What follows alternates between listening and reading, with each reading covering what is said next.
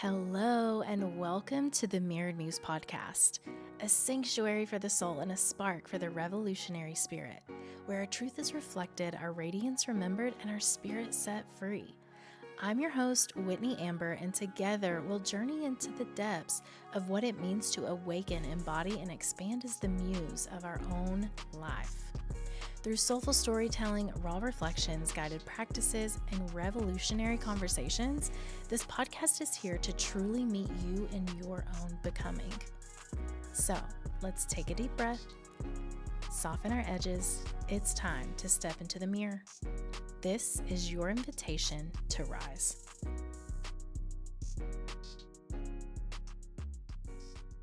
Welcome to the Mirrored Muse podcast. This is episode 30, and we are welcoming Beth Geddio from State of Being. Beth, thank you so much for being here.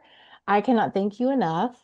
You can't see them, but my candles are lit in the back to set the mood and the intent for We can see the glow. You can see the tiny glow in the background. Yep. All right. So we're just going to hop right in, and I'm excited. This is going to be such a fun conversation. And so, just for those who may be meeting you for the first time, tell us, what is the State of Being Co. and what inspired you to create it?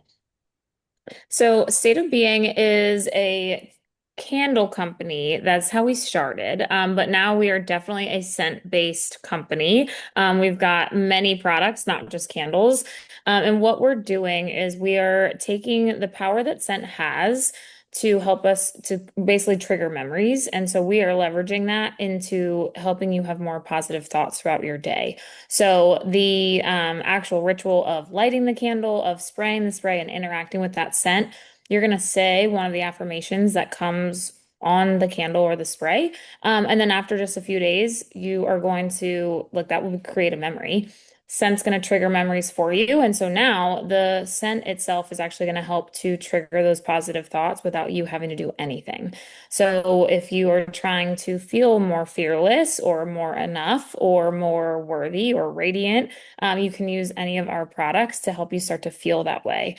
We'll get into it a little bit later, but of how we use like the neuroscience of it all and the aromatherapy of it all. But in a nutshell, what we're doing is we're using scent as a tool to then help us have a more positive mindset and change some neural pathways. Beautiful. Oh my gosh. And just so our friends who are joining us know, Beth and I are both Leo risings, and so we're really jazzed about the upcoming Mhm. astrology, our conversation today, and just the radiance and the fact that your product, it is not only just candles, but the fact that it kind of illuminates that Leo rising is just like, Mhm. Astrology. I love when astrology people like learn my signs, find out what I do, and then tell me how much it aligns with my signs. Because what I'm doing is it just feels right. And it just like I was just kind of like going along with it. But when like people that are super into astrology and they take a look at my chart or my human design or whatever, and they're like, this is like, in such alignment, this is perfect, like whatever. I'm like, okay, thank you so much. I'm so glad.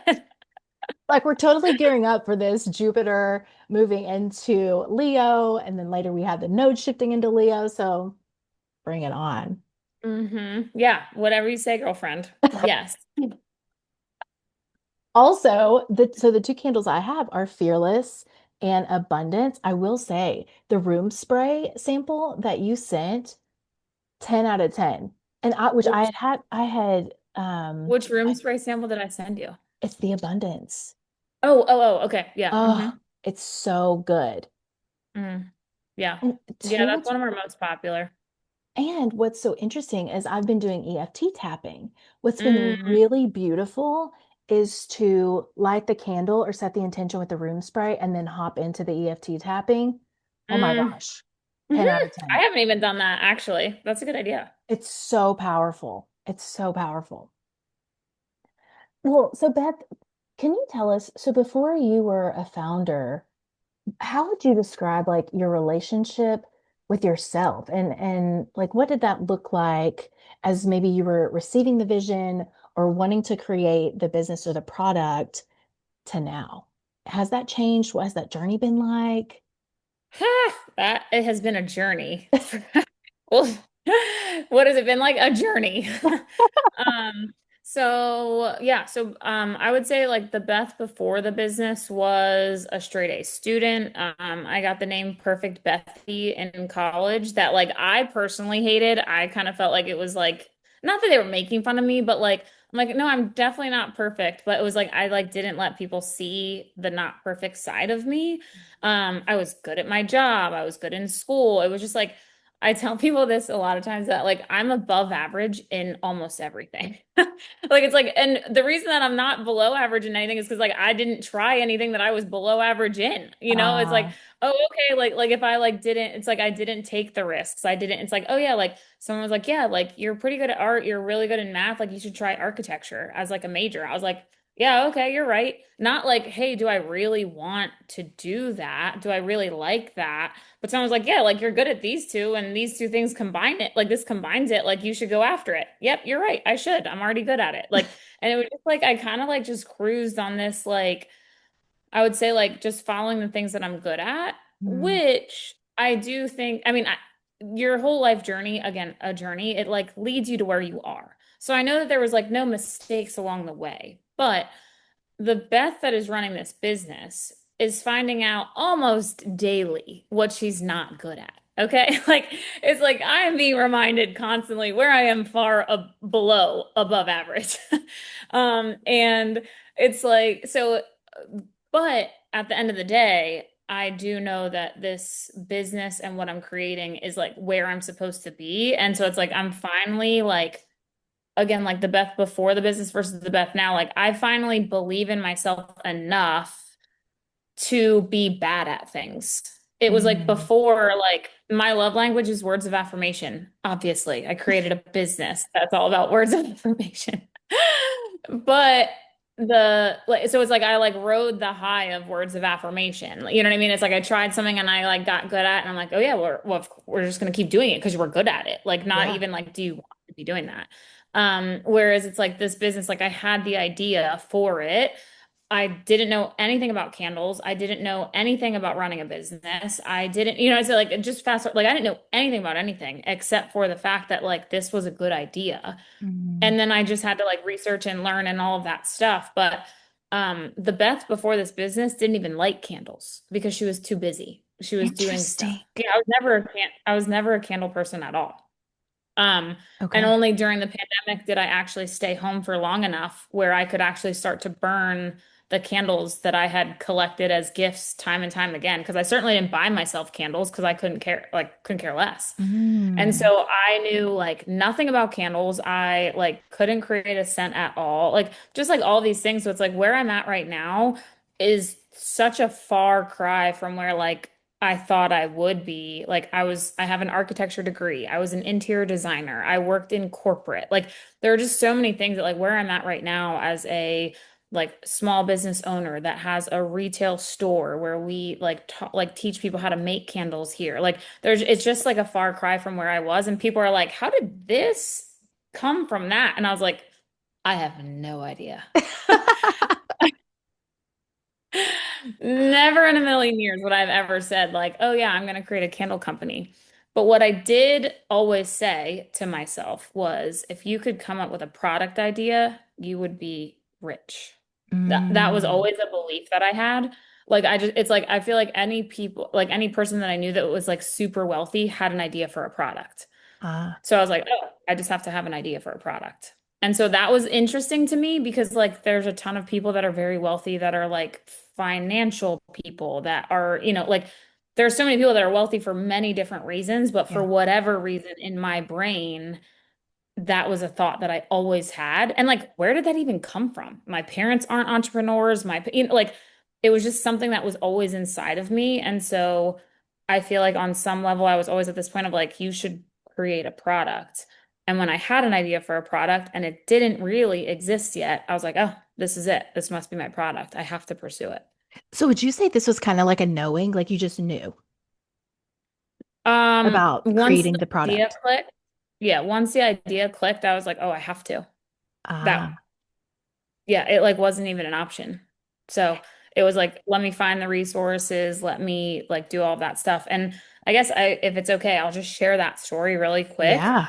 So basically, like It was the pandemic. It was like I had already had a little bit of a side business in like motivational speaking. I hosted my own event in January of 2020. I always had this little bit of like a do my own thing type of situation happening on the side. I was a fitness instructor for a long time. So it was like I always had my corporate design gig and then which was like my full-time job and all of that stuff. And then I always had this like side hustle, if you will, of fitness. I was a group fitness instructor. I was a beach body coach. I then like had my own thing of a motivational event. Like I always had that as like a side. Yeah. So during the pandemic, as I'm living alone, as I'm hating my job right now because it's not the job that I signed up for. What I signed up for was in-person sales and interactions and all this Mhm. stuff. And so my mindset was struggling. And also other personal things. My dad had died. I was going through a divorce. Like there was just so much stuff and like gunk that I was trying to like mentally and emotionally work through. And so now you put that on top of being at home living alone during a pandemic. Like that was not good for me or my mindset. And Yeah. so I was trying to like do all of the things. So it's like, okay, Beth, like you can't like fix yourself, but like if you can at least do the things of like working out for 30 minutes, doing like saying like if I was doing all of the things that like biology was saying would make me feel better, the end result I had to have felt better, even if it Mhm. wasn't a cure, if that makes Mhm. sense. Mhm. And so I was saying affirmations or trying to, and I kept forgetting. And once I like left my bed in the morning, like I was never coming back. I was never going to do affirmations in the middle of the day for whatever reason. And so I was lighting my candle as I was preparing for a Zoom call, and I was lighting candles because that was the only thing I could change about my house during the pandemic. I live in a one-bedroom condo in Philadelphia. I can't move furniture. I can't change rooms. You know what I mean? Like it's like I have what I have and that was Yeah. it. So I changed my environment with scent. That was the only way that I could do it. And so I was lighting my candle, and that was like what I would choose for the day. So I was like, oh, do I want like vanilla E today or do I want citrusy today? Like based Mm. on the candles. So I'd light my candle. And as I was lighting it, am I allowed to swear on this Yeah, thing? girl. Yes. Okay. Yes. Because to be authentic, I was lighting my candle and I was like, son of a bitch, I forgot my affirmations again. And I looked at that candle and I was like, if my affirmation was right freaking there, I'd never forget it because it was right in front of my face. Yeah. And then immediately I was like, oh, I was like, well, I can't put a post-it on that. This is like how my brain works so fast. It was like a lightning bolt. Like Yeah. I was like, oh, well, I can't put a post-it on there because post-its are my brain trigger for things I have to do. I don't want to do that. I want Ah. it to be a record. Oh, I don't want, also, I was like, post-it notes and glue. Like, I don't know how that would go with the heat of a candle. Like my brain was like, doo, doo, doo, doo, doo, just like firing things. Wow. Um, and then I was like, oh, well, like they have affirmation cards. Like, I'm sure there's an affirmation candle that exists already. Let me go buy one. And like, Yeah. I want like a cute anthro type of candle that I can put in my house that like makes me feel luxurious, like Mm-hmm. all of these like things. And I went online and the only candle company that I could find that had affirmations on them, there were four different types of candles and they were all from England. And I don't know if you remember shipping dynamics from the pandemic, but like stuff took Nightmare. months to get here, like shipping containers were like stuck or whatever. And I was like, I am not that high maintenance that I'm going to order a candle from England right now. I'm like, that's crazy. So I was like, huh. I was like, well, and I was literally just sitting there and like, again, another little divine download happened of like, if this doesn't exist in the world, oh, sorry, it wasn't a divine download. It was, I read a book called Big Magic. Like 7 or 8 years prior. And in that book, the only thing I remember from that book is she says, if you have an idea for a product or a service and it does not exist in the world, it is your job to bring it to the world. And if you don't, somebody else will because the world needs it. And I like thought of this idea. It didn't exist except in England, and there was only four, and it wasn't that impressive. And I didn't really care about like buying it. And I was like, oh my God, I have an idea for a product. I have to do this.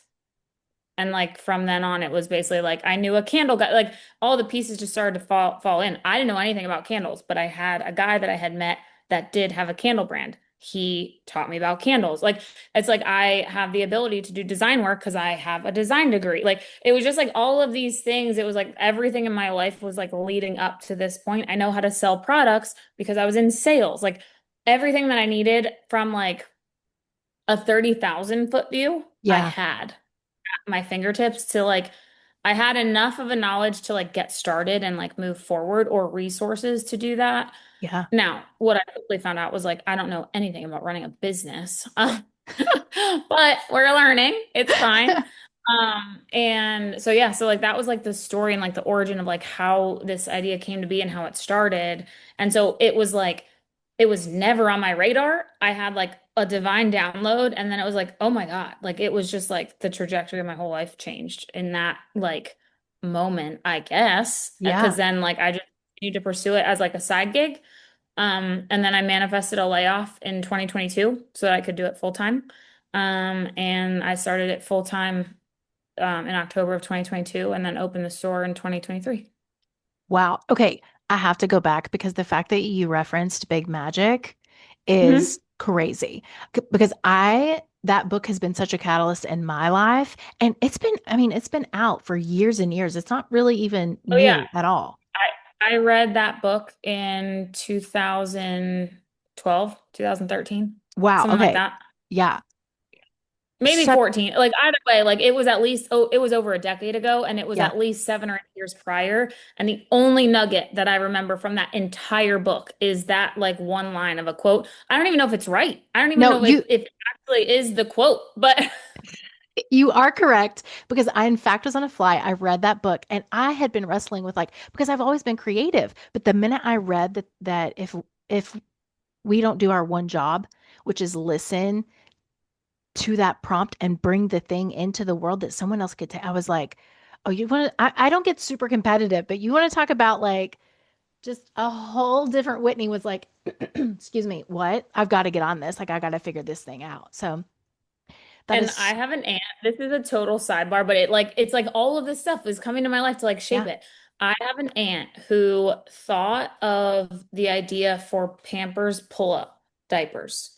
She was a mom in the 80s, like her, children were born in the 80s. She had this idea for Pampers that like her kids were ready, but they weren't out of diapers yet. yeah.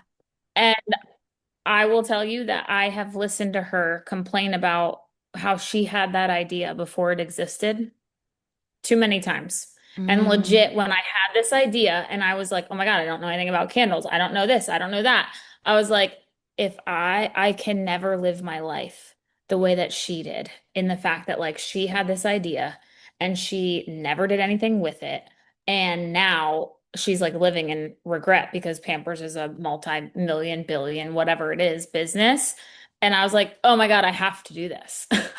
Oh my, you talk about encouragement and inspiration right there. But also, Beth, can we rewind a little bit? Because you mentioned that you don't come from parents who were entrepreneurs. Were they in business? Was there any kind of tie there? Or are you just kind of like the generation in your family that was like, oh no, a product is my thing. That's what I want to create. Yeah, no, my mom is like an executive assistant, like always had a job, like little miss, like organized, sending emails, like great like that. And then my dad, my dad had ADHD and that affected him in daily life. It also affected him in jobs over the Mm. span of his life. And like it was always a running joke of like my dad probably had 100 jobs in his life. And so I don't know if that's like it's not really entrepreneurial, like he just had a bunch of jobs. So it was Yeah. like my sister is an entrepreneur through and through. She's 9 years younger than me. She owns multiple businesses, but it was never some like she's like the oddball, if you will, Mhm. and like not in a bad way. You know what I mean? Like she has a business minor. She just has that in her. So I don't know, I guess, and obviously I've been running this business now for 5 years. So obviously I have it too, but it was never something that I learned. Like I learned having a job, like following directions. Like that was like what my life was like before this. I think that's so powerful too. And I think that's such a great reminder because I think there are tons of humans, especially women right now, who, because we were raised in an era that was like, we need credentials, we need dot, dot, dot, dot, certifications, all the things to make us qualified enough to create something or to own a business, run a business successfully. And it's so beautiful to hear you talk about that, because it's also very beautiful to see women business in business creating a product that they love, such as you, that's like, you know what? I just know that I need to create a product. I've created a product that I love.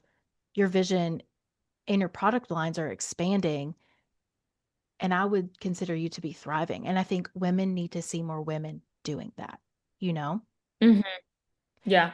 Yeah, like when I say I don't know what I'm doing, like day in and day out, like that is like someone asked me the other day, like, oh, well, what's your average order value? Don't know. Like what's it's like there's certain things I'm like, and there's a complexity there is like why I don't know, but it's like I had to go in and like really look at it, and it's Yeah. like, oh, right, like business owners like know this stuff. Meanwhile, I'm like, you asked me the PMS Pantone color of that purple and I could tell you. You know, like it's like like you asked me the dimensions of that box and I could tell you that. Like, it's like I know like stuff that like people that are in business, like they know their finances, they know their Yeah. books, they know like all of this stuff. Meanwhile, I'm like, yeah, I could tell you the dimension of that. Like, yeah, I could tell you the color or like, And that matters. That matters because yeah, noticers thank you. notice that. And your background, Thank you. Thank girl, you. can we talk about that too? Just how, and I want to ask, I know my own experience, but I want to ask you, when you look back on everything that's brought you to the state of being like, what has been the wildest, most unexpected experience that you've had, but you're like, oh, wait a second. I can totally see how that has either brought me here or ties into the business or product that you have created. You mean like before I created the business or like while I've been running it? Like before you created it. If we were to stop Hmm. right now and go back into time and you could pluck out one experience that was just the most unexpected thing that's happened on your journey, if we could go back now and you're like, oh, wait a second, that was totally unexpected, but I can see how that kind of either ties into some type of aspect of your business or what you've created. Mm. I would say this is like a core memory for me. I was applying for a job, my like big corporate job. So I grew up in not a small town, like a smaller town than the city of Philadelphia. It's like Yeah. right outside. And I came to school in Philadelphia. I had my architecture degree, and then I went and found a job back home because that's where I found my job. So I was Yeah. working at like a small architecture firm. So now I'm ready to leave that firm. I'm trying to come and get a job at like a big, like skyscraper office building business. Okay. So it's like I've applied and I now have an interview at an architectural design firm here in the city of Philadelphia, right on Market Street, right on like the 19th floor of a Mm, skyscraper. It's like, so it's like, from my perspective, like I'm about to become like a real professional, you know? for sure. So I'm asking my dad for help with an interview questions, like interview prep. Yeah. Okay. And I go and so I'm asking him like one of all of the standard ones, and he's asking them to me and I'm answering, all of that stuff. And the one question was like, what are your top two weaknesses or something like that? Yeah. Now, Perfect Beth has looked up the best answers based on Google, the Mm, best answers and ways to answer that. And you take your faults and the things that you're bad at and you turn it around to be like, oh, yeah, like I'm just like too organized, or like, oh, yeah, I'm just too on time. And I judge people that aren't like yeah. whatever Yeah. it is, like whatever, like bullshit, basically. And so I answer it, whatever my answer is, like I Yeah. don't even know. And my dad sits there and he looks at me and he was like, is that what you really think? Like he was like disgusted by my answer because he knows his daughter. And he was like, that is the most like scripted bullshit thing I've ever heard from you. And I Yeah. was like, I mean, not really, but like that's like the right answer. So like I'll just like say it. Yeah. And he was like, no. He was like, no, you won't. He was like, you're going to answer that question truthfully. So if I'm going to sit here and ask you again and say, what are your faults? And I was like, okay, but like it's really hard. Like I just don't feel like I have any that are like that big of a deal, Mm, especially like in this job. And he was, and also, mind you, again, I was like in my 20s. Like now I could tell you my faults through and through, but like as Yeah. I'm a 20-year-old, I'm like, I think I'm pretty great. I don't Right. know, you know? And I was like, and he was like, well, he's like, okay, then that's what you say. Then you answer the question of how you actually think and what you actually feel, not Mm, some scripted answer of what you think somebody wants to hear. He was like, that's not going to get you anywhere. And I was like, okay, first of all, that's rude. I'm a straight A student. Like, yeah, it's going to get me somewhere. But second of all, I was like, okay. So I go into the interview mhm. now and I'm interviewing with this, like, I don't know, like a Spanish man. And I only say that because of how animated he is. Like, he Mhm. has, like, he's from Spain. Like, he is animated and he's like in his 50s. And so I'm like terrified because he, even though he's like not yelling, he feels like he is yelling kind of Yeah. situation, like just like cultural in that regard. And I'm like sitting there. And so he asked me this question: what are your weaknesses? Shit. And I was like, well, sir, I was like, I don't really think I have any. I was like, I don't, and if I do, he's like, I was like, I don't focus on them right now. He's like, I know what my strengths are. I ride with my strengths. I'm willing to learn in areas that I'm not that strong in. I was like, but I don't see them as weaknesses. I see them as learning opportunities, and I can just like move forward in that. This man slaps the table, looks at his assistant, and was like, can you write that down? And I was like, wait, what? And Beth, he is was that like, profound? that's the best answer. He was like, that's the best answer I've ever heard for an interview question. He's like, I'm gonna use that. And I'm like thinking to myself, like a man in his 50s, I'm like, of course you're gonna use that. Like, I don't think I have weaknesses, you know? Like, but so anyway, to like wrap up this story, Yeah. it was in that moment, and this is like far beyond wherever I thought that I would ever be my own entrepreneur, thinking for myself. Again, this is back in like 2006 or seven. You know what I mean? Like I'm Oh, wow. straight out of college. And that was the moment where again, it's a core memory. I'll never forget it, Yeah. where my dad like empowered his daughter to think for herself, to answer how she wants to answer, to like answer authentically, and just completely like disregard the shoulds of the world of like what I Mm, should be doing, being good at stuff, like following other people's things and answers. And so that I think was like I now carry that through when I own a business that's product based. And yeah. people are like, you know what you should do? You know what you should create? You know what you should like, whatever. And so I'm like, thank you so much for your feedback. And like it's not that I discount other people's feedback, but Yeah. it's feedback. Hmm. So thank you so much for your opinion. Thank you so much for your feedback. But I'm going to sit here and I'm going to meditate on what I think I should do, and I'm going to run this business based on my own intuitions, my own spiritual guidance. And like, I'm going to use tools and people around me and all of that stuff. But like, I don't know. I don't know if I would be like, if I didn't have that moment with my dad, I don't know if I would be like where I am right now in terms of like such an independent thinker and all of that stuff. And I'm an Aquarius sun, my astro girly. Like, if I'm not thinking independently or like innovatively or like, if I'm not doing that stuff, like I'm not who I am. Yeah. So it was like, also my dad and I have the same birthday, so he was also an Aquarius. So I feel like he's like looking at his like Aquarian daughter being like, girl, what? Okay, what this is fascinating, but also the fact that you're an Aquarius sun in the age of Mhm. Aquarius, like your superpower is literally exactly what you just said of setting up the boundary. And it's not necessarily pushing out the feedback. They can provide the feedback, but at the end of the day, it's up to you to make Yeah. that decision of, oh, I'm going to absorb it this way, or that's not aligned to me, etc. I think you have touched on like three different things that are so powerful here. This unfiltered aspect that I just find so powerful right now, especially when there's so many formulas out there. It's like, oh, nothing against like get rich quick, whatever, we're all on our own path, but everything feels so formulaic. And especially for Mm. those of us women who are creating something. Beth, you said something so powerful. It's like, okay, yeah, cool. I acknowledge all this feedback, all of this, there's a million different ways to do something in the world. But my superpower, your superpower, is creating only in the way that we were brought into the world to create. And right now, being in the age of Aquarius until 2044, it's like we have one job. That's to listen to that and to only act on that. But sometimes it gets hard, you know?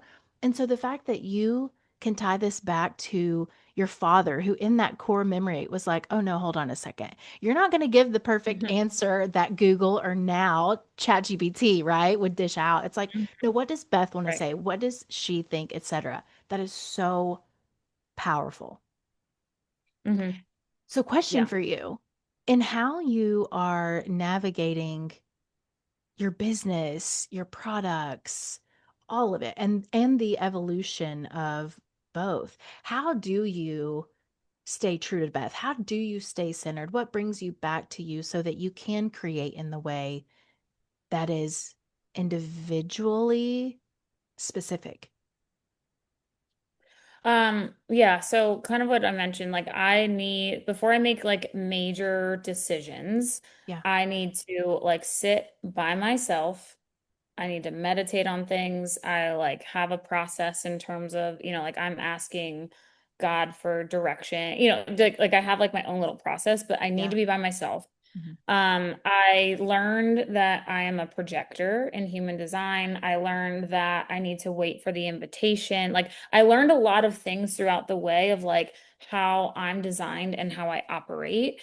And so, and like, that's another podcast with a different expert that is not me. Yeah. But I know, like, for myself, I also, like, I saw a therapist for a little while. I learned, like, where am I motivated here? So it's like when I was, back in my 20s, like I was motivated by doing things well. And I was like I was doing things that weren't aligned with me simply because I was good at them, or, like it was just different stuff like that. Like I learned so much about myself so that I can figure out what's aligned for the business. Mm. And like, frankly, I don't know how, like, again, I need to wait for the invitation. I'm Hmm. a projector. Yep. So I have found through multiple years of trying to, like, wait, that would be so fun if we did, I don't know, a yoga night here. Let me go reach out to a different person and like do this and do that, do that. The event flopped Mm. because I'm not designed to have events where it's like I could have an idea, but I need to like wait for someone. So it's like, okay, yeah,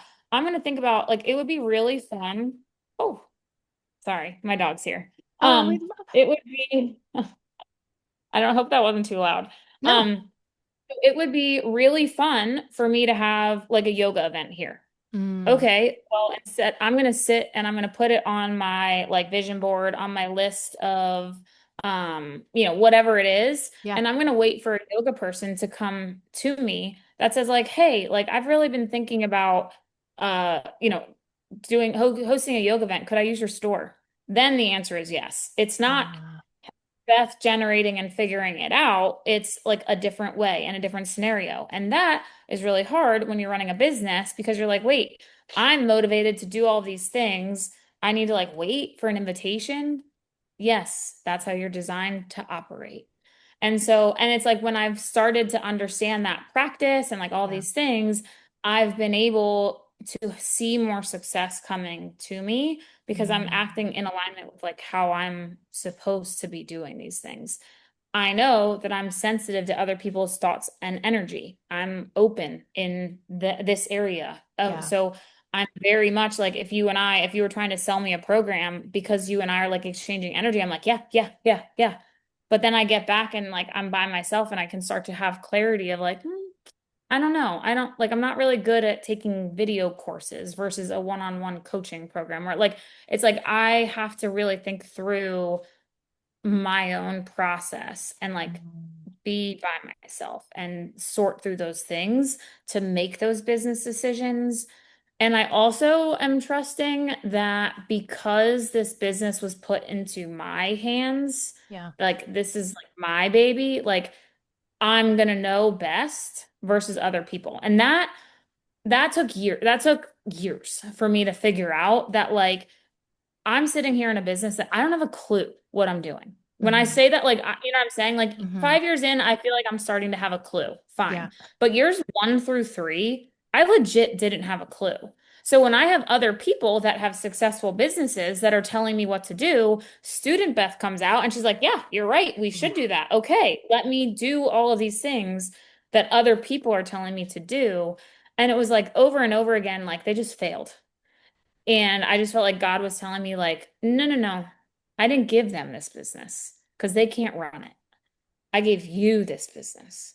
And so I feel like that's been like the crux point in terms of like me feeling like a business owner, Mm-hmm. kind of like, Mm-hmm. you know what I mean? Like, it's like, no, no, no. Like, if you have a child, you're not going to turn to, like, maybe you do, like, you turn to a parent and be like, I don't really know what I'm doing here. But like, you're not going to turn to a child and be like, hey, I can't figure this baby out. Can you just like watch her for a week? You know what I'm Right. saying? Like, no, you're like, no, I'm the mom. I have to figure this out. Thank you for your input, but that doesn't work for my baby. Or you know what I'm saying? Like Right. it's like you have to like, or at least you don't have to do anything. But you like if you're running a business and like Mm-hmm.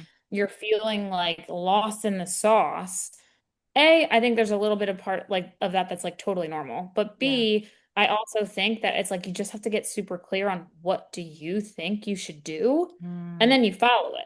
It Yeah. might be a flop, it might fail completely, but you were supposed to learn that lesson and then like you move on. Yeah. Fine. Like the failure, and I think you even said it a little bit earlier, like not necessarily a failure, but like a learning or like something like that. And it's like, yeah, there's things that like I lost money on. There's things that like, oh, shouldn't have done that, or like whatever. But Yeah. like, yeah, are they failures? Probably Right. not. Well, and two, I think what you're touching on, or what I'm feeling from this, is cultivating self-trust. And Hmm. so with that on the entrepreneurial journey, we hear a ton about affirmations, especially right now with manifestation being huge. And I know part of my journey, I know other people in my sphere really struggle to believe the affirmation. So, like, in your experience, Mm. what makes an affirmation transformative versus just repeating positive words? Hmm. Yeah, love this. So it's a little bit of a catch-22. Okay. When you have a belief right now and it is cemented into your brain, it's also cemented into your heart. Like it is a belief. It's in there. Mm-hmm. Okay. And the frequency of your heart is 60 times stronger than the frequency of your mind. So if you are at the grocery store and you forget to pick up peanut butter, it's a mind thing. I mean, unless you really freaking love peanut butter, but it's a mind thing. You're like, oh, shoot, I forgot peanut butter. Yeah. But if you leave a child at that grocery store, your heart is connected to that child. You Mhm. love that child. You forget a child at the grocery store, you're like, oh my God, I gotta get back. Like, I have to get back right now.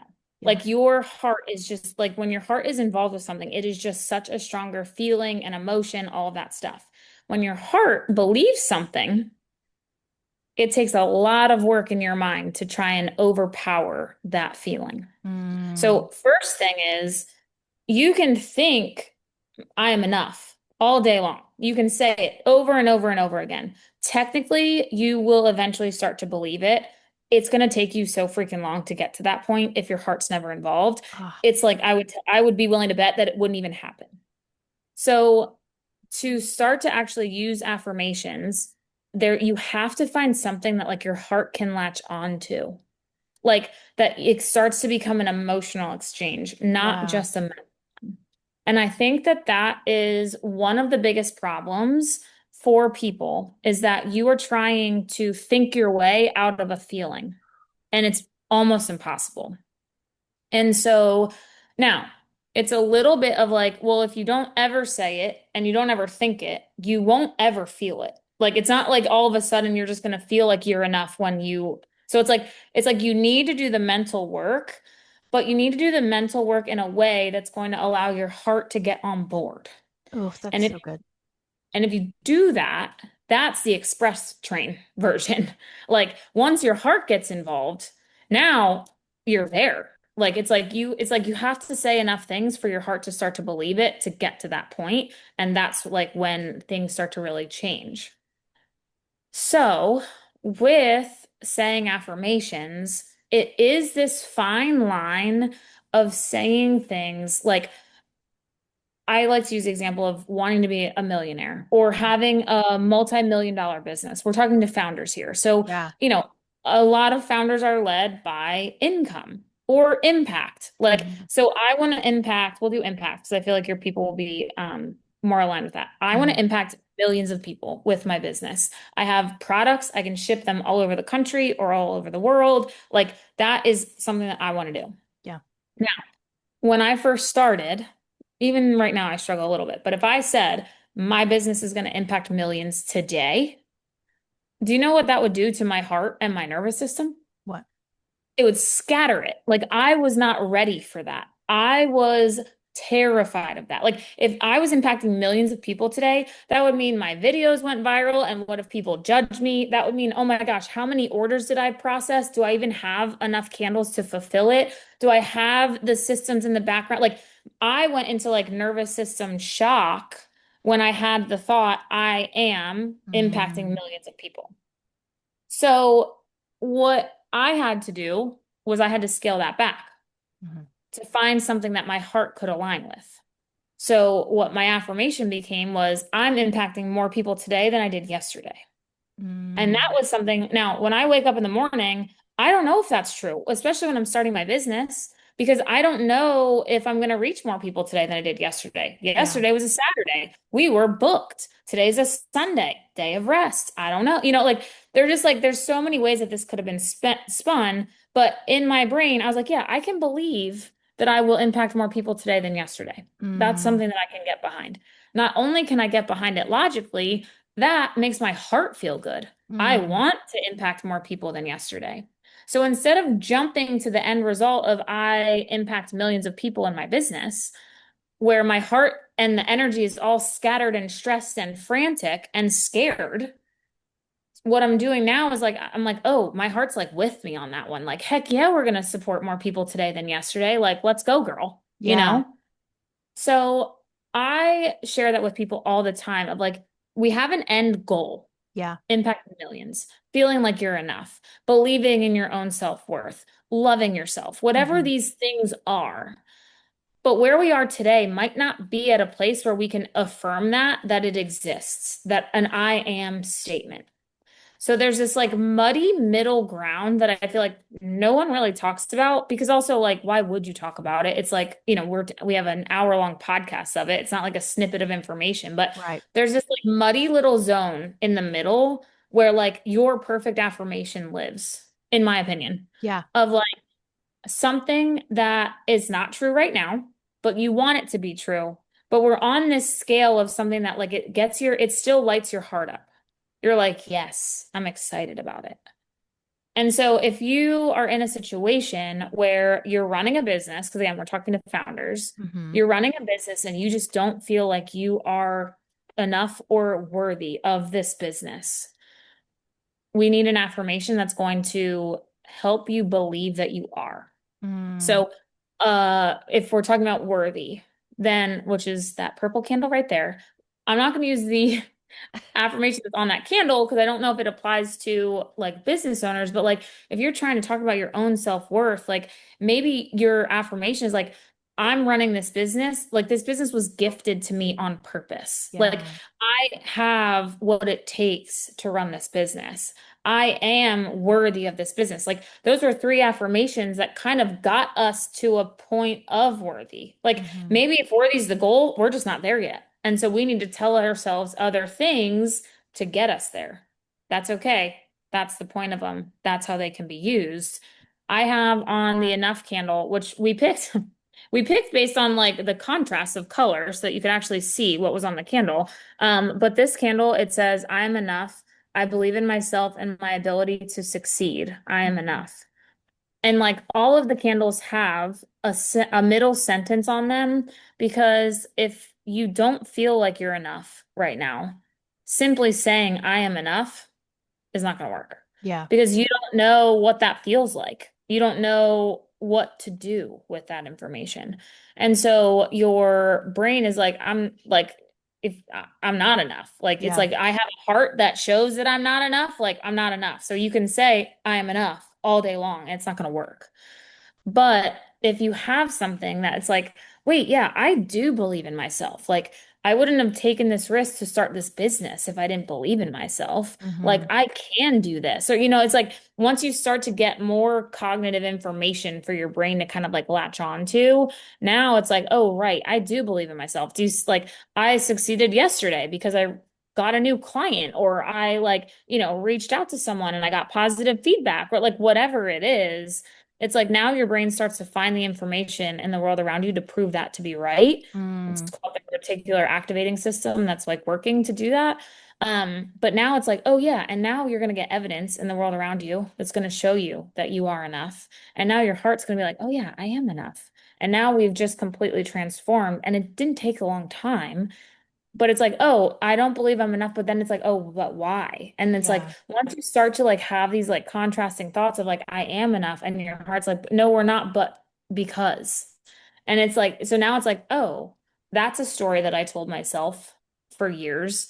So it's like by saying the affirmations, we're starting to even like uncover the rust, like of like what's preventing it from continuing. Yeah. And like that is also really cool that I don't really talk about on to a lot of people. But Hmm. it's like when you're saying this stuff, if your heart's like, no, no, no, no, no, your heart's going to tell you why it doesn't think that way. Yeah. And then it's like, oh, that's a block. Okay, let's work through that block. Let's have an affirmation that contrasts that block and just keep going.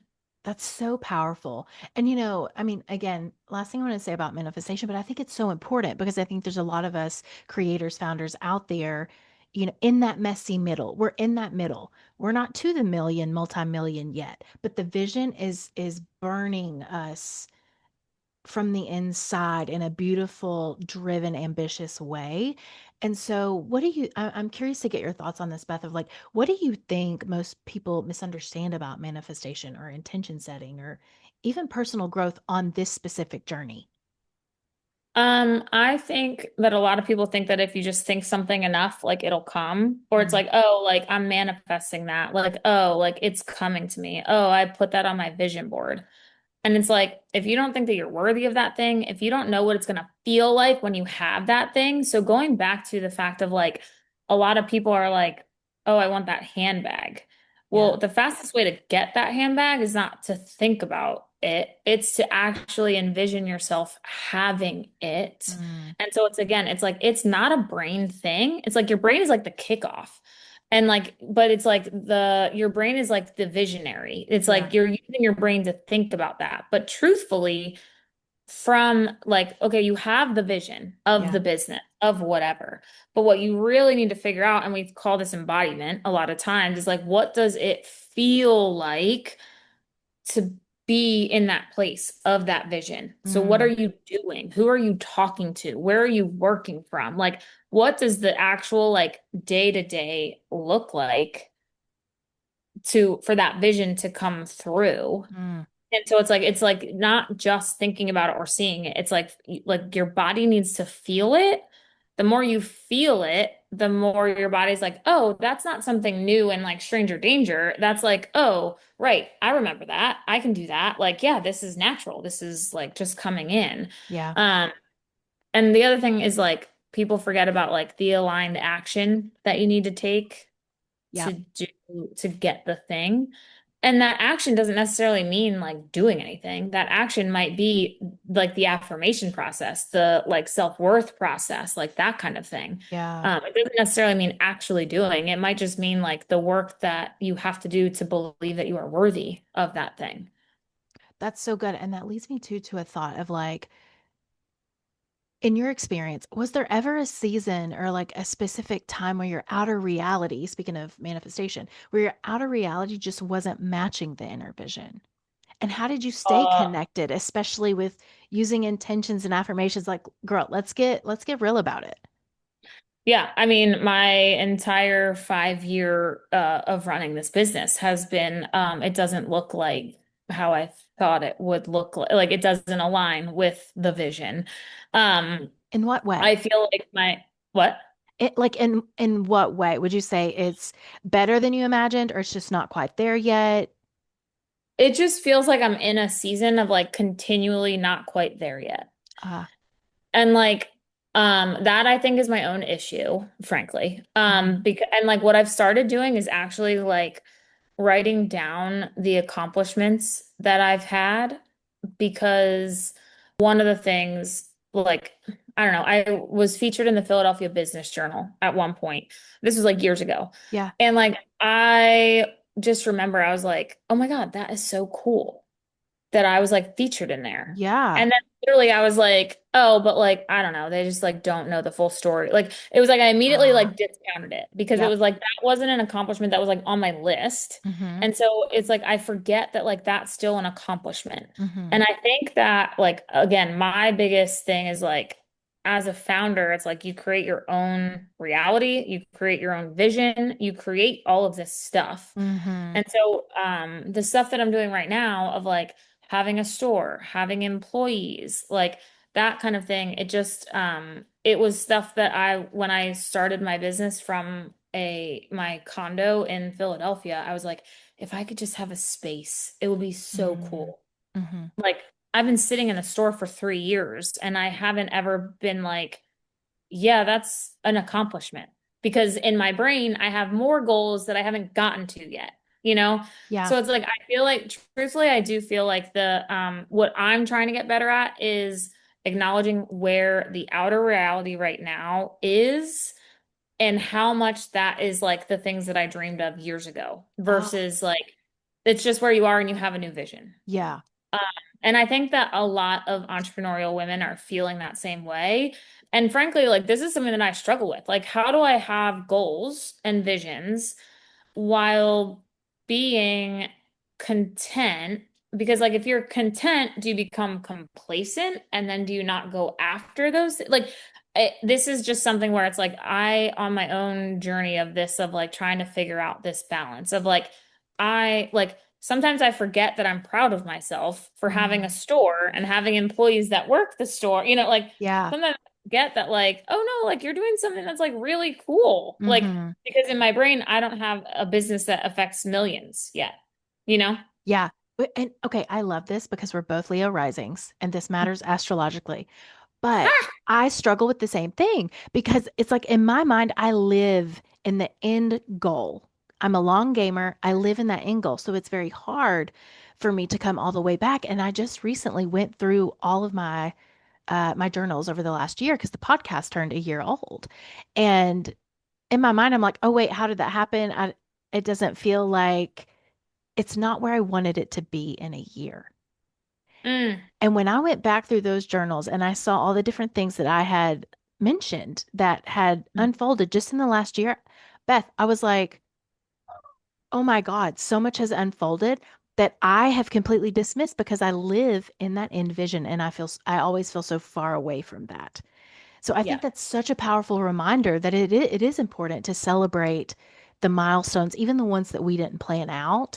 And whatever that looks like, whether it's going through your journals or whether it's, you know, it can look a million different ways. I think it's so important that we go back and we reflect on just how far we've come. Yeah. Yeah, no, I agree. And I think that I feel like that would be the one of the top Achilles heels for women in business on entrepreneurs. Like that, because it's like when you're in a corporate structure and you Hmm. have a job, they have like standard operating procedures for your role, and they're probably not SOPs, but it's like your role has things that you need to do, and you Like a need to job do those things to description. get a raise. You need, it's like you have like, oh, you've been here for a certain time, like you're advancing or like whatever it is. Yeah. And so it's like there's a lot of things in the outside world that set your goals for you, if you Hmm. will. And like as an entrepreneur, that doesn't exist. Okay, this is so powerful because one of the things I wanted to ask you too is like, okay, corporate is rigid, it's kind of planned out for you. Once we get on this founder entrepreneur journey, there's, in my opinion, intuition comes into play because things aren't as rigid. And so, my question for you is what role does intuition and trust? So, we have the role of intuition and trust. What do those play in your decision making process as a founder? Everything. I only Let's talk make about it. decisions. I love this. I am a girl that is scared of data. I'm a creative. If I look at bad data, that for a long time determined my worth. Mm, And so I built this business based on intuition and like spiritual signs. Like I'm like, have I been thinking about like doing like I don't know, like I'm like, oh, do I like add car diffusers to our line? And then like I'm like thinking about it and I see triple twos on the license plate and I'm like, yep, got it. Like there's the sign. not like not like, oh, I am like, what does the data say? Does the data say your customers are looking for a new thing? Like not that. I Yeah. do not run business based on data and analytics. Or what's Um, trending. yeah, no. So, but as a business, I'm learning that I've been in the business for 5 years, that there is value there, and that the data doesn't determine my worth or value as a Mm, human, mm, that it's just data. But literally, like for the longest time, I could not look at data yeah. because this was my baby. And if the data was bad, I was bad. There was Yeah. just like so much stuff.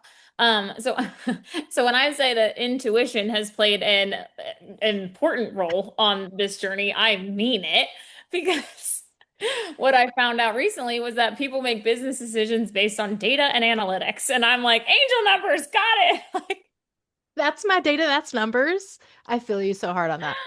oh, so yes. So, but like I kind of shared before, it's like I did learn and I like accepted the fact that this business was given to me for a reason. Yeah. And so I need to get super clear on the vision of this business, on what we're doing next, and like on that stuff.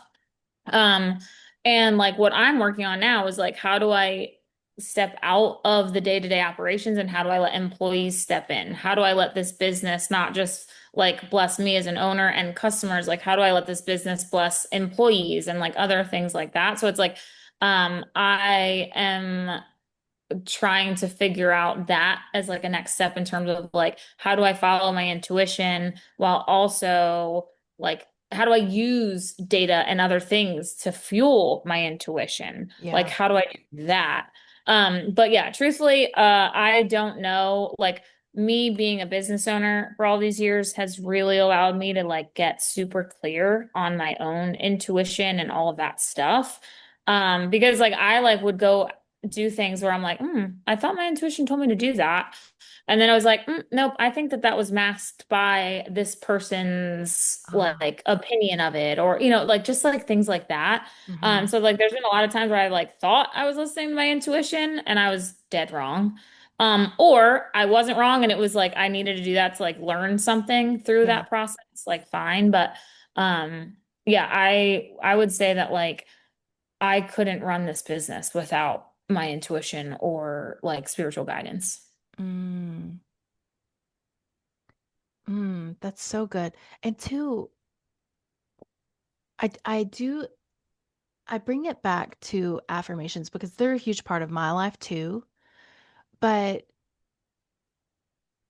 is there a specific affirmation or intention or even a belief, Beth, that has supported you like the most, one that just sticks out to you during the hard seasons of being a founder and being on this entrepreneur journey?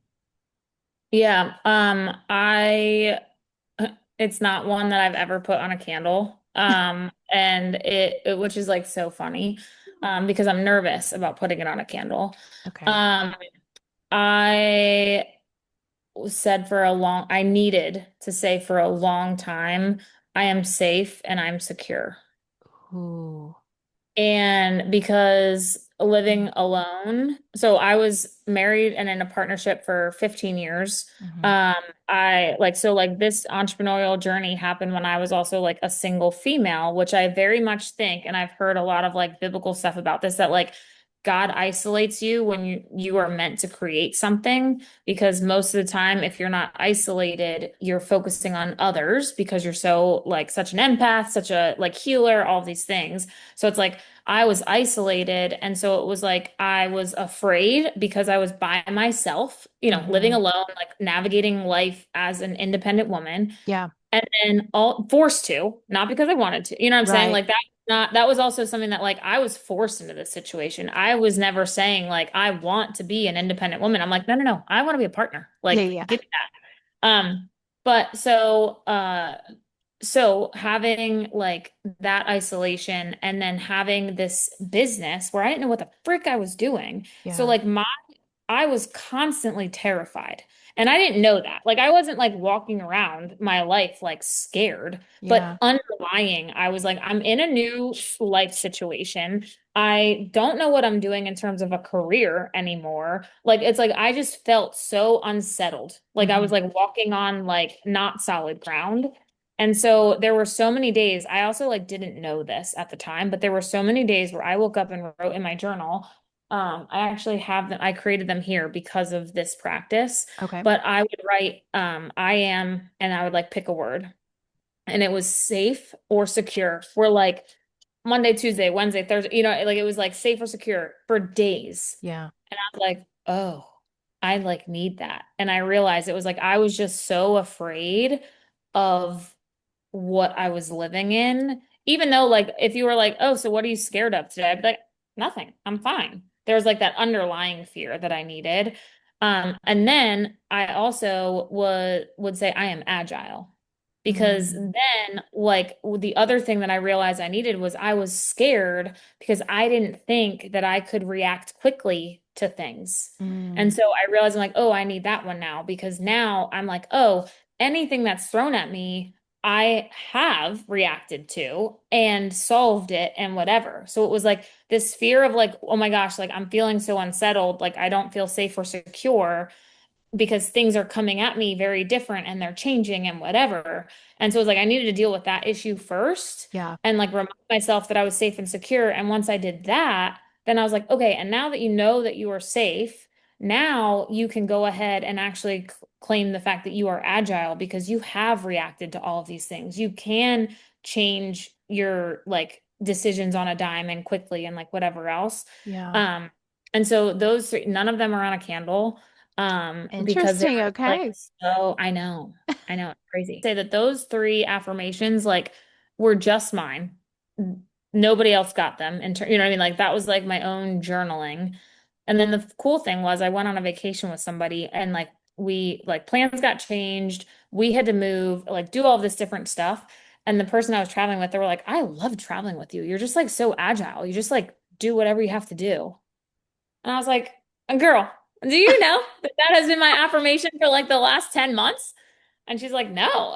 And like, who uses that word when they're talking Yeah. about like flexibility and travel and like whatever else? So that was cool because that felt like a little nugget of like your work paid off. Like, she didn't know Yes. that I was saying like I am agile as like an affirmation for the last few months. So, anyway.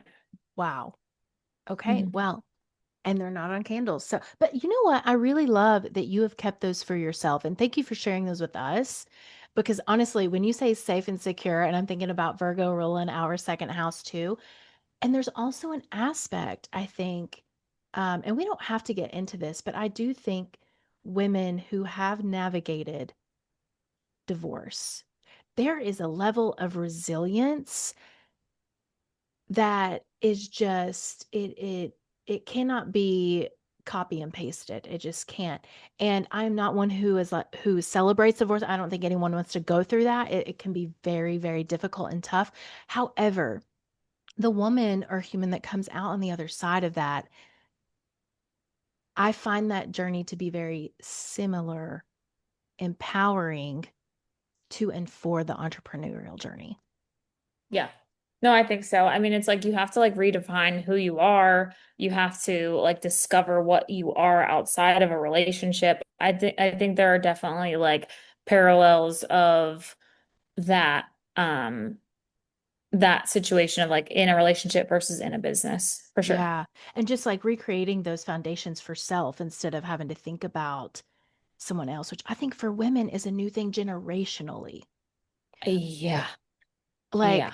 kudos to us. I just want to celebrate us for sure, but women in general Right. for stepping into that arena because it is no easy feat whatsoever. Mhm. And with that being said, what is the thing you're navigating right now that, yeah, maybe you're navigating or learning for the first time, or maybe with a fresh perspective? Yeah, I am currently in a space where I am trying to step out of the day to day. I mentioned this a little bit, and like train staff to run this business the way that it is right now so that I can focus on expanding it. Ah, And that is a huge transition for me because it's like, how do I get everything out of here hmm and to someone else? Which, and then sidebar of that is I also being an actual business owner, like giving myself credit, like having authority of like, no, I do know what I'm talking about. I'm running hmm a store on South Street. Like it's like there are things where it's like I feel like I'm trying to learn how to actually claim the achievements that I've built versus just saying like, oh yeah, I have a business. hmm So that's definitely something too where it's like because I look at people that are, like having, $1 million businesses with full teams of staff or, like all this stuff. It's like I'm looking to the people that are like are my goals. Yeah. And I'm like, oh, you're not there yet. But just because I'm not there doesn't mean I'm not here. And here's a place too. And I'm trying to like give myself credit for getting to here, versus just constantly trying to be there. Yeah. Um, which if you took a snippet of that, that would sound very brilliant. And I say that sarcastically because I'm like, duh. But so anyway, so it's like those two things of like allowing people like not just working in the business but like working on it, strategically thinking, figuring out how do we expand, what does that look like, and then like that requires me to be an authority in this business when you have staff and you're a leader and like all this stuff. So I feel like that I have no idea if that aligns with the astrology or not, but because you mentioned like the tie into astrology and whatever else, but those are the types of things that I'm like the phase that I feel like I'm in right now of like what the next step looks like and Mm. what I'm tackling next. Mm. I think that is so perfect, and you are so on the nose. And I'm not just saying that because we Jupiter is about to hit our ascension sign, our rising sign. That is everything expansion. So the timing is perfect. But what I love more than that is here at the Mirrored Muse, we believe that, and it's the way I end every episode, is the reminder that you are the muse. And for Mm, every founder, we are the muse. We're the inspiration. We're the ones who receive the inspiration to bring this into the world. And so as you head into this expansive season, like Beth is, you are the muse, and you're going to expand this in the exact way that only you can. And I feel like a lot of things that you have talked about with us today is around this expansive notion, staying human with the creation, but never losing the muse. hmm And so I just want everyone to know I did not tee her up for that at all. Yeah. I gave her no context whatsoever. And I just think it's really beautiful. And it's almost like this hidden thread of the heart of women founders. I think if we're being honest, you know? Yeah. And so, okay, Beth, this is the question. If you could gift every listener just one belief to carry with them after this conversation as a founder, what would it be? I really want everyone to kind of own and claim the fact that this business, this idea was given to you for a reason. And so you are the one that's being charged with bringing it into the world. And so honor what you believe the business should look like. Mm, thank you, ma'am. I appreciate you so much. But before we wrap Yeah. up, where can everyone go to connect with you, support your work, and learn more about State of Being Co., what you're up to, how they can buy the products, etc.? So we have a website that I actually just completely redid, stateofbeingco.com. And then on Instagram, we are State of Being Co. On TikTok, we're State of Being Baddies, Oh, because we are. But yeah, so those the website I would say is going to give you like, obviously that's where you can buy, that's where you can like check out most of like the robust information about how everything works. And then Instagram and TikTok, they're just fun. So you can just like check it out. But we've got a store here in Philadelphia. So if any of your listeners are local to Philadelphia, they could come to our store. You can make candles. I'll teach you a part of the workshop, like how to create your own affirmations, like a little bit what we talked about. And you can like have an actual experience here at our store, not just buy the candles, but actually come in and make your own. So that's been super fun. Awesome. Oh my gosh. Well, Beth, I cannot thank you enough for being here and sharing your wisdom. I mean, you're 5 years into this. That is so valuable. Most entrepreneurs and founders may struggle to even hit the 5 year milestone. So that's huge and worth celebrating. So thank you for sharing your wisdom, your journey, and your perspective with us today. You're the Yep. muse. I'm the Thank muse. We're all you. the muse. And to Yeah. everyone listening, thank you for spending this time with us. Thank you for trusting us with your time today. If something in today's conversation resonated, we would love to hear what was reflected back to you. And without further ado, we will see you next time. Thank you so much for trusting me with your time today, for joining this conversation moment, this mirror and movement of remembering. Feel free to keep this conversation going in the comments. And if this episode moved or sparked something within you, I'd be so honored and jazzed if you'd subscribe to the podcast, share it, leave a review, or maybe just invite a friend into the conversation. You can also join our Radiant community on Instagram at the Mirrored Muse, where you'll find more reflections, resources, announcements, and events. So be sure to give us a follow to stay in the know. And until next time, stay wild, stay soft, and never forget you are the muse.